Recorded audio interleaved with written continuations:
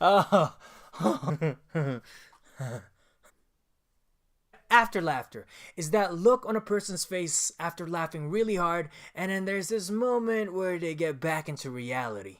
What's up, guys? I am Twizzie, and today I'm going to be reviewing Paramore's latest album. It's called After Laughter. If you weren't already familiar with the band, they were a massive part of the pop-punk emo scene, with their first three albums in Riot, All We Know Is Falling, and, Brand New Eyes in 2009, which still holds to be one of my favorite pop-punk albums to date. Actually, I was just bumping that a couple days ago, and I was thinking to myself, man, as these songs age well. All that before this big controversial falling out, after with the bandmates and the obvious star and Hayley Williams, which led to two of the founding members splitting. It was basically one of those, Hayley's running the whole show, and, she's the only one signed to the label. Feel free to look into that, it's an interesting story. I want to get more into the review, but we gotta face it though, like, Paramore is basically Hayley Williams just as much as Panic at the Disco is Brendan Urie. So then Paramore, or Hayley Williams, decided to continue on, revamping the band and its members and its sound in the self-titled fourth release in 2013.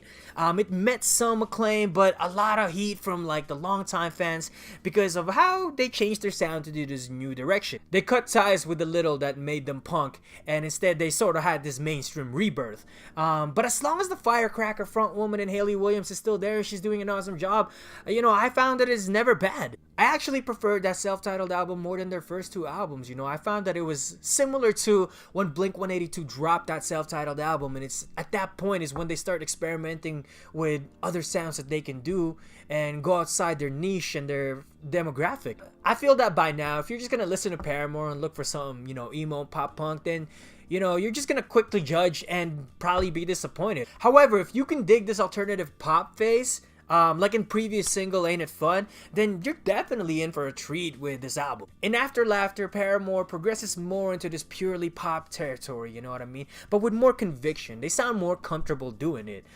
With always outstanding vocals by Hayley Williams. The lyrics are a bit moodier, at least from Paramore standards, and arguably some of their best work instrumentally from at least a composer's point of view. Lead single Hard Times is stupid catchy, man. It got me hooked right away and excited for the album. The bass stays funky throughout the album, just like in this one. It got kind of an 80s upbeat pop feel to it. The next couple tracks, Rose Colored Boy and Told You So, I liked even better. What's gone are the distorted palm guitar riffs, and in replacement they got these more intricate, just sweeter, more colorful guitars, and I think that's a good thing. Hayley's vocals throughout the album is amazing. I find that she stays writing strong melodies that's just hard not to sing to, and I did find that instrumentally her voice was backed by more better instrumentals in this album than in self-titled. She's also an outstanding singer live, might I add. Although I was starting to miss her more powerful performances like in Brand New Eyes.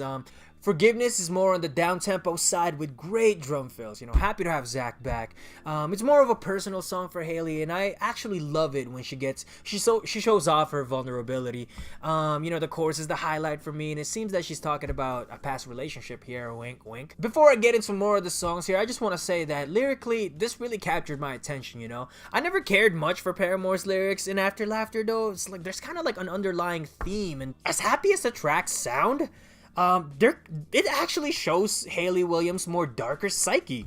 The lyrics comes off as kind of quirky at times, but there's definitely a good amount of quotables I found. She's definitely going through some shit in her life, and I found that she let loose with writing this album. Hence, Fake Happy. Once you think the band is gone and past being emo, well, you're wrong. They still very much are, like in this song. It's just presented in a different way. In this song, she's talking about being fake happy, as in her image always being this fun, bubbly, lovable girl, but deep inside she's actually quite unhappy. With her type of lifestyle and popularity, I wouldn't doubt it that there's people surrounding her that just continuously shows her fake love. Straight up to her face, which does remind me of that Drake single, because when you listen to it, it sounds so upbeat and kind of cheerful, but The song is actually the exact opposite of that. 26 is an acoustic tearjerker, man. Not all of After Laughter always got that happy tropical sound, and this song being in the middle I think was perfect.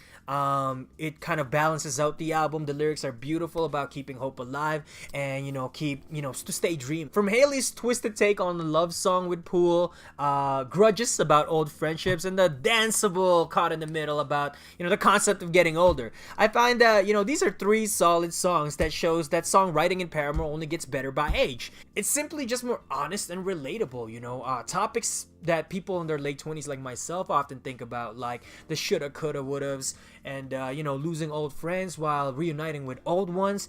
As much as I've always been a mild fan of the band's music, this is the first time I really found some connection with their lyrics. Idol Worship might be the craziest track in this album, man, and it's definitely my favorite. It sounds so fun, and it's got Haley questioning if she herself should be idolized, if she's the proper role model, kind of like a not so crazy realistic version of Role Model by Eminem. The play on words with Idol Worship, if you get that, you'll shit rainbows. I'm digging the drums and the guitars on this track, and I love how Haley's voice almost cracks at the end of every verse with her delivery. I just can't get enough of it. Personally, I think it adds personality. It makes me smile, and it reminds me of, little teenage me having the biggest crush on this girl back in the days. On the negative though, I found No Friend as a bit out of place, and why it needed to be its own track rather than just be the outro into Idol Worship. I found the spoken word poetry with the music to be interesting at first, but this is easily the most skippable track on the album, not knowing the story without having to dig to the meaning of it. I just didn't think it really added to the sound of the album as a whole. The closer, Tell Me How, is a lot like 26 and Forgiveness. It's more of the down tempo and has an indie feel to it, full of emotion. Haley is talking about losing friends, asking a lot of questions about her life, and the piano is soothing in the beginning, but at the same time it's intense, kind of like a Sampha Process tone into it, before the drums and the synths kick in midway, and then they pick things up and it becomes tropical again, and it sounds weird, but somehow it just works, and it's a good song. It's a good closer. Listen, fam, I enjoyed After Laughter a lot. I knew I was gonna like it based on the singles, but I've never been in love with their music as opposed to my physical and emotional affection for Hayley Williams, but I definitely connected with his album more than I thought I would. This is a great continuation to the post-2010 emo pop punk Paramore that we know. On After Laughter, I feel like they perfected this new style that they took up on self-titled. It can be emotional, somber, but at the same time it always happens to keep it fun and lively. The band is reinvented and trying new things, and I think that's important, especially with their history, to just keep moving forward and just shake things up, have a different positive outlook of the future, while at the same time being able to reminisce on the past, taking the unpleasant and making something creative with it. I've been saying for the longest time Paramore is a guilty pleasure to me, but at this point I don't really care anymore, man. Like, this band make good music, so I love it, and this is easily an album of the year contender for me, and quite possibly could be my favorite pop album of 2017. So I really enjoyed it. I give it a 4.4 out of 5. If that seems like a little too high, let me know why. So that's my review of After Laughter. Thank you so much for watching. And as always, thumbs up and subscribe if you was enjoying that. What did you think of the album, though? Make sure you leave me some notes in the comments. Tell me what songs you like, what you didn't like, what points did you agree with. Was I completely wrong?